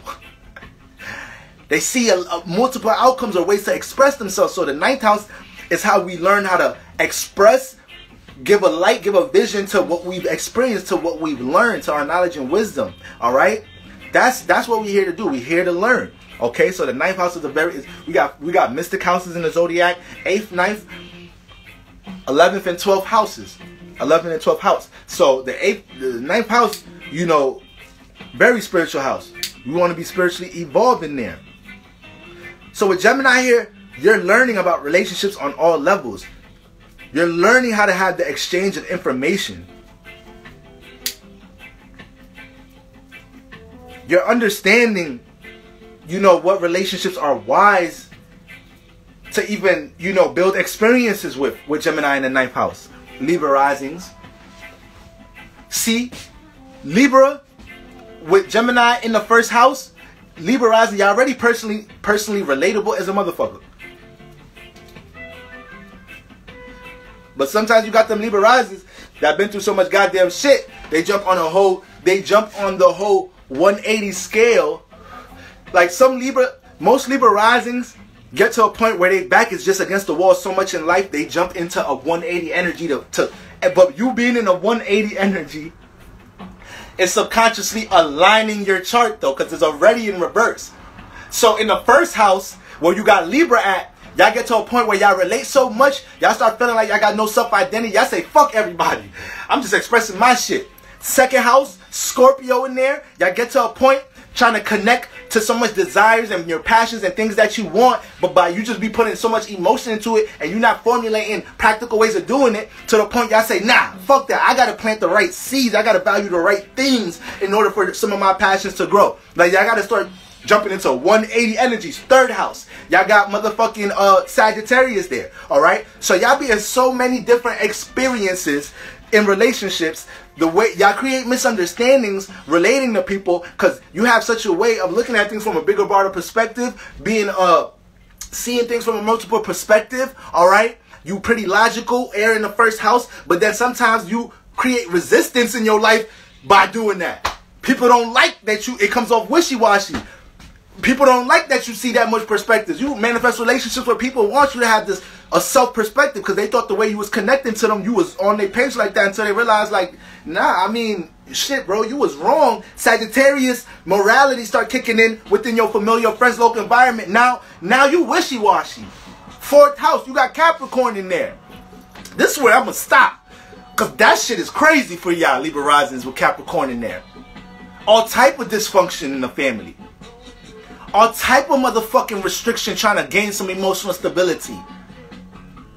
Sturdy parents. Strict parents. Restricted household. And you the most relatable, sociable motherfucker. So now the home environment got you becoming a little bit more cold and saying, nah, fuck that. Nah, fuck that. I gotta do so much in my fucking life. I gotta do so much in my life just to gain emotional stability. Niggas gotta work hard to get in my private space now. Fuck that. Because my family members showed me they can't even respect me trying to connect with them. So now, the way I gotta deal with emotional stability, I gotta be more fucking cold. I have to be more practical about how I deal with my emotions. So, diving to 180 energies, learning from your opposite sign helps you a whole lot in life. Because you seeing what you lack. You seeing what you lack.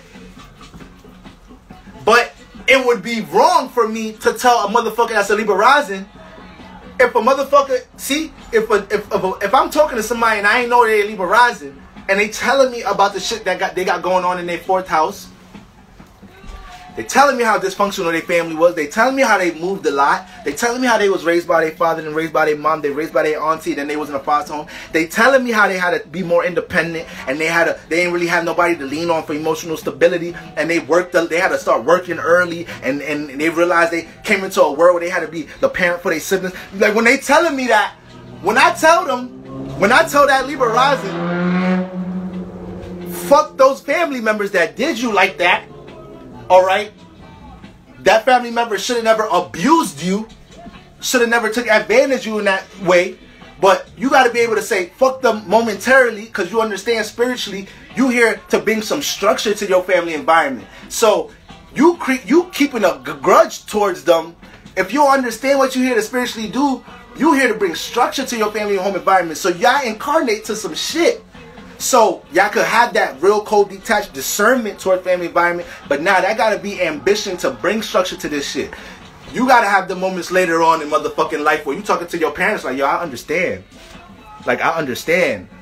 I know life is life. Like, but it's be hard there. It be hard to come to the moments as a Libra rising, because family be like that sometimes. It be like that with them there sometimes. You feel me? I know some Libra risings, their family environment is like, nah, yo, like, I get taken advantage way too much of these motherfuckers. Or that shit just upside down. Okay, it's hard to come for support for them. It's just be too cold, detached, and dry, and so it just get deep. It just get deep. But so yeah, Libra risings, Gemini in the 9th house, you guys are gonna be having mental confusion about your spiritual path, overthinking what certain experiences meant. All right, and then you're gonna be compelled to express these things a little bit to others. This is for you to personally digest right now. All right, right. This is for you. This is for you to personally digest right now, okay? So yeah, we're all being influenced to react and respond to that Gemini energy, but we don't want to overdo it. So in the state of trying to gain more awareness about your experiences, because you're overthinking it, it might lead to you expressing or trying to connect your beliefs or what's on your mind about things about your spiritual path or things about your moralities, things about your expression to somebody else, and you don't know what energy you're creating by doing that.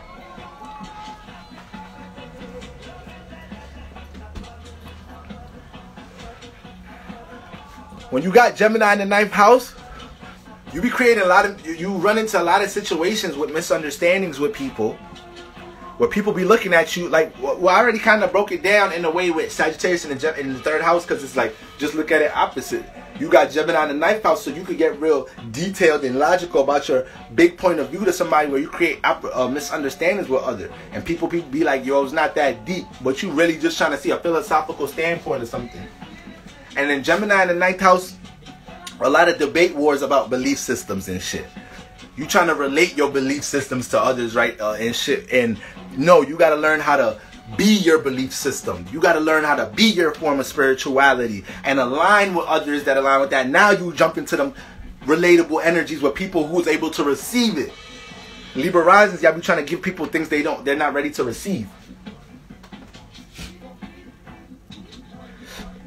So, and another thing about Gemini in the 9th house, Libra risings, y'all gotta be careful of adapting other people's moralities. Adapting other people's belief systems because you feel like it works for them. Nah, you got your own person. You've been through your own personal experiences. You got Libra in the motherfucking 9th house. You got Libra in the fucking 9th house. You trying to personally connect to a lot. You trying to see what work relationships you could personally work to build some substance in your life. And then you end up having Venus as your chart ruler. So you end up building a lot of pleasures and things that you personally connect to, that you like and love. And then at times your charm could work these things. Your ways of dealing with that Venetian energy, maybe your charm, your attraction, maybe your social skills. That starts working opportunities for you to connect to things that you're not practicing moderation and balance with. Alright? So Scorpio here, you know, it's going to be a state where you start overthinking. 11-11, y'all. 11-11 is a state where you start overthinking about these things. Okay? Shout out to Megan. Shout out to Megan. She just turned up and got her seat in my class and all that and all that. So if y'all trying to learn about your houses and all that, y'all know what to do, man. December 6th, Sunday. So, that's what y'all Libra rising dealing with. Y'all gonna be overthinking a lot about your spiritual path, your moralities. Be careful how you express or project that onto others, and do your best to try to see the bigger picture about your familiar relationships and how they've gave you wisdom and knowledge about where you're at right now. How you've been relating yourself, and how's that created where you're at right now. That's gonna help you to see the bigger picture of the things that you're overthinking about. All right, Libra risings. So Virgo risings, 10th house. I'm gonna finish these houses. And I'm going to run through the signs. Like, I already got the themes. So I'm going to give y'all like 1 or 2 sentences after the signs. Because these energies is hitting your sun sign a certain way. Alright? So, 10th house, Virgo rising. Mental confusion about your social status and career. Right now, y'all could be overthinking about the way y'all seen. About the way y'all broadcasted. About the things that y'all trying to grow in career right now. You know, when it comes to, y'all might be scrolling down on Instagram right now. Y'all start overthinking because it's Gemini. So, it's also, because the 10th house, it's motherfucking Virgo. So Virgos, you guys be personally working and constructing, routining, organizing, detailing, you know, trying to build relationships that correlate to these things in your personal life. When you get to the 10th house with Gemini there, y'all need to learn to relate that. Y'all need to learn to connect and network that with others with Gemini in the 10th house. And y'all know y'all could be reserved. Y'all know y'all could feel like shit ain't done yet. Shit ain't ready yet. It ain't perfect yet. Motherfucker, it's been 3 years. The song is good. How many times you gonna mix the motherfucker? Broadcast that shit. Go align that shit with your social status, Virgo rising. Damn. Be revising, reflecting, seeing the details of some shit for years. How the fuck you gonna know it's hitting if you don't broadcast it, connect it, network it? That's what you gotta do in this lifetime to build your social status, Virgo rising. So with Gemini in the 10th house, y'all be dealing with a lot of resistance not doing that. Y'all just be talking about what y'all want to do. Y'all just be talking about what y'all be constructing. Construct the motherfucker and express it. Right? Do the song, put it out. Mix it 2-3 times. Okay, you gotta mix it 5 times. Whatever. Put it out. You write in the book 1,000 times. Put it. You ain't never gonna get to volume 2 the way you've been revising with all these fucking drafts on volume 1. Virgo rising. Come on, Virgo risings. Y'all the ones. Y'all the main placement. Too smart for your damn good. Intelligent as hell. And this is the thing. As a Virgo rising, you square Gemini in the 10th house. It's a square. It's a 90-degree angle. They got to learn from each other. But guess what? They share Mercury. They share Mercury. So these squares can relate to each other a little bit better. But since this is a full moon and they share Mercury, you're more enticed to be more expressive about your confusion about career. You're more enticed to be more expressive in the workplace, or the people you working about your confusion about where you at, not why you not at where you want to at. Where you at where you not want to at. Where you not at where you want to be at. Why your social status is not at where you want it to be at. You're going to be scrolling on social media, seeing people's social status. Now you think about your social status. Now you think about all Gemini, all type of fucking thoughts with this dumbass full moon. All type of willy-nilly ass thoughts about your social status. Like, yo, chill. You been working. You planted that seed. You personally been working on that thing for the past couple weeks or couple months. Like, keep working on it. Keep routining on it. Your social status could grow. Everything gotta grow. But you're gonna be able to see why your social status ain't the way where it's at right now. You're gonna be able to see why career ain't at where it ain't at right now. What you don't want to do is see that and now add on to it. Go on social media. You seeing people followings and you seeing this and that. This person's social status. How much money this person making? Oh shit, man. Fuck life, man. I might as well start scamming. I don't know. I might as well start talking about astrology like you on YouTube with like Boro. People like that shit. I don't know nothing about that shit, but I realize people like that shit. It's still early. It's not that trendy yet. You think I could do it? Alright. Now you overthinking all type of dumb shit to get your social status from point A to B. And you got emotion into it, so you ready to react to it. You like, chill, Virgo risings. Chill, Virgo risings. Chill, Virgo risings. I love y'all Virgo Sun Moon risings, but holy, I know a lot of Virgo. It really be the Virgo Moon, Virgo rising. Virgos, cause this is what I'm trying to tell y'all. The moon is everything, y'all. The moon is your emotional stability. So the emotions of somebody that has a Virgo moon is always going to be trying to see the details of things internally. That's what they're going to have to do. They're going to feel like they have to see the details of everything to feel emotionally comfortable. The Virgo sun, that may not be their moon. The Virgo sun is just the action. So let's say the Virgo moon is a Libra. But let's say the Virgo moon sun is Libra. When they communicate, deal with relationships, they might have some energy of being extra detailed and extra trying to see the details of everything, with people being extra critical about how other people deal with relationships, be extra critical about their own selves in their relationships. All right, they're gonna be trying to see if they relationship perfect every fucking morning. They're gonna be trying to fix shit ain't broken their relationship.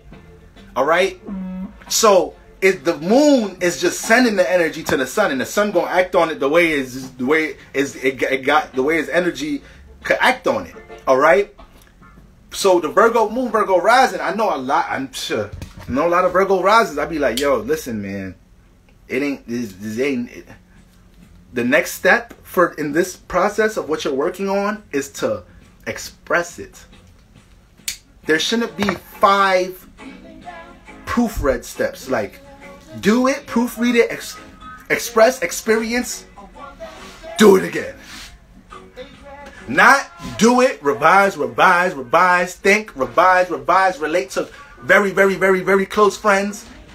Ignore their advice even though they said it was good. Revise. Then by the time it's expressed, maybe the energy is just, the energy ain't even it, man. Now you have an extra depressed Virgo. Because you got some Virgos out there that can't take a critique. Y'all want to learn about things from y'all. Y'all want to learn about things from people on y'all own time. But when somebody just personally critiqued the shit, I wasn't ready to hear that. You ain't got no fucking manners. Did your motherfucking teacher, did your motherfucking mama teach you to just, like, let a nigga know when you about to critique this shit? I was not ready for that shit. Now I'm like, now you got me off edge. Now I gotta feel like I gotta fuck everything else I was paying attention to. Fuck everything else I was analyzing, observing the room. Now you a target. Virgo risings. This is not the energy we want to be in. just because you got mental confusion about your social status and you overthinking how you being broadcasted to people. Either you gotta detach and release from the way you've been working on some things, or relationships that you have developed in that 10th house, trying to organize yourself with people with certain social status, knowing it ain't your swagoo, knowing these people are not your energy, but you just trying to see how shit work with certain people.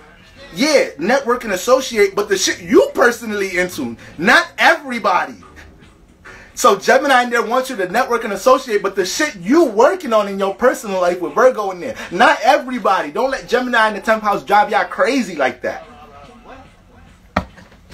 This person got this status. Let me just connect with them like this. That person don't. How does this person add on to what you personally working on? They just have status. Give you a repost. You ain't getting shit. They followers into this. You into that. So like the 10th house got a lot of experiences for Virgo rising. Now 11th house, Leo risings.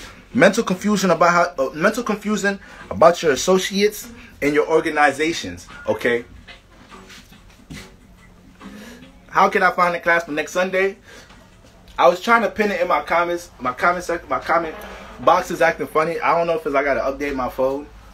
I tried to update my phone before I went on live, but my phone's taking forever. But you could click the link in my bio, all right, and click the second tab in my link tree. It'll say Garden of Consciousness, and that's the website. And then you want to go to the Book of Reading tab, all right. And then the option for the class will be the first tab there. Now Virgo risings, 11th house.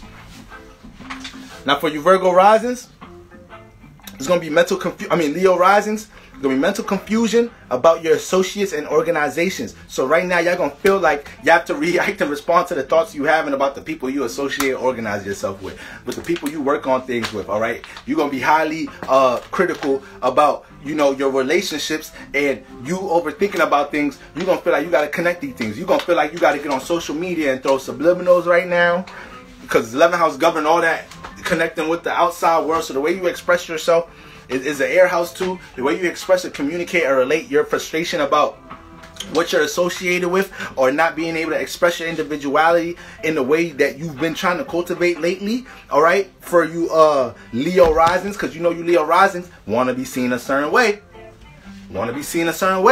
All right, a lot of y'all be getting attention for certain things. Y'all be like, man, all right, that's cool, but pay attention to this. Damn. I know I naturally get personal attention for just my personality and shit, but like, I want y'all to see this. And y'all get frustrated with that. Y'all get frustrated trying to shift that attention sometimes, where y'all can get a little dramatic a little bit personally. So for the most part, with Gemini in the with Gemini in the 11th house, all right, y'all naturally supposed to be creating opportunities for how y'all personally express yourselves, all right, for y'all natural personality, for how y'all are able to relate to people in the public world. That's the 11th house, the public arena. How you conduct yourself in the public arena. How you relate to others in the external realm that you don't know. Unknown and unfamiliar relationships. Social media, technology. So the fact that you got the Gemini full moon there, as a Leo rising, you're supposed to naturally be creating opportunities for how you personally express yourself for relationships you don't know. For people that don't know you to see you a certain way. And that's what y'all want to pay attention to there. All right, if you feel like that you're not getting that attention, or you're not associating yourself with people that's supporting what you're personally into, that's a moment of unfulfillment, and you don't want to overexpress yourself to these people, or take extreme action on these thoughts you have about your associations, organizations, and relationships because of that. All right, so Leo risings. And then last but not least, Cancer risings. Okay, mental confusion about how you express your dreams. Well, mental confusion about your dreams and overexpressing illusions. So, Cancer risings with Gemini in that 12th house. with Gemini in that house, you are in a state of being influenced to express, your dreams, express your your subconscious energy, to relate it, okay? So y'all are the ones that are very prone right now to be overdoing, expressing, relating to others and whatnot. Y'all could be relating your subconscious, relating your beliefs, relating how y'all feel about your dreams, and y'all gonna have mental confusion about things when it comes to your dreams and aspirations. So y'all already naturally be in that state of like talking a lot about the things that subconsciously be on your mind. Shout out to Keely. Shout out to Keely. She just grabbed her seat, all right, for my class next Sunday, all right? But for the most part, this is what y'all want to understand. Cancer risings, okay? Could even possibly be Gemini rising or, yeah, could possibly be Gemini rising depending on your house setup. But if you got Gemini in there, you having some mental clutter when it comes to your aspirations, your dreams, your imagination. You overdoing expressing these things or overthinking about your creative attributes as well. You sinking into these things, these thoughts that you might be adding on to so much is going to influence you to communicate your frustration, and it's going to come out as you're lost in illusion. I'm telling y'all right now, with the 12th house energy, that's how it's going to come off. That's how it's going to come off. So, because it's subconscious energy. And when you're in your emotions, if it's not being directed or cultivated in a creative way, you just expressing it comes off like, damn, you're expressing something frustrating in your imagination. So what does that look like to us? An illusion. All right? So this is the energy I want to be careful of. And for the most part, you want to sit back, relax. All right, Cancer rising, sit back, relax. All right? Understand what your creative goals are. Understand what your aspirations are. What is it that you're chasing on your dreams? And be able to sit back and be like, okay, let me just stay the course. Let me not, deal with these, like Kay said, mouth closed. Okay, so that's the energies for the most part. So family, y'all know me, man.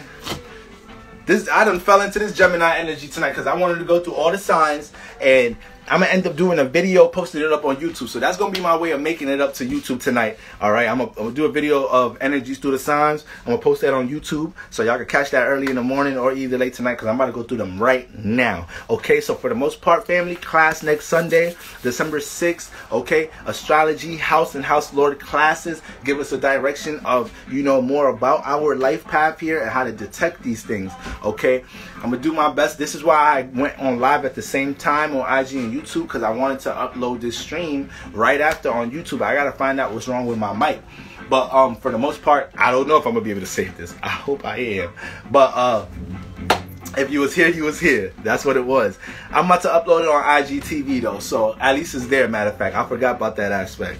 All right, family. So, and by the way, we had like a little, Black Friday holiday special sale on Garden of Consciousness for transit and sun, moon, and rising readings. Okay, the sun, moon, rising readings, really break down. You see how much we just went over all you rising signs. So, just understanding more energy about your rising sign and the aspects to your sun and moon, tell you a lot about your life path, tell you a lot about what you're here to do.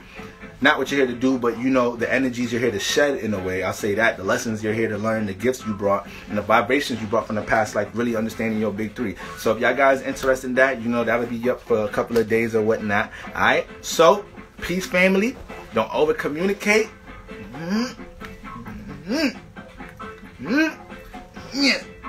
That's what we on. That's what we on right now. Alright? It's gonna make us feel way better when the moon is transiting Cancer. And we get to feel more at home with shit. We get to deal with our emotional stability a bit more, all right? We get to get more in our private space, and the universe is giving us that period to actually like, I know it's been willy-nilly, moon in Cancer, here y'all go. React and respond to your emotional stability. React and respond to, what makes you feel at home, comfortable. If it is family that make you feel comfortable, react and respond to that, all right? But get to connect to what makes you feel at home, because that's the energy for this transit. Moon through motherfucking Cancer. But we got to get through this full moon in Gemini. If something got to be detached, released, do that. Don't express and connect why you have to that person, place, or thing, unless you directly do have to confront that. All right? And you want to be careful with that too. That's why I'm saying, dumb type of situation, you might want to wait to the moon in Cancer. You might want to wait. All right? So, That's the energies, family. Peace. I love y'all, man.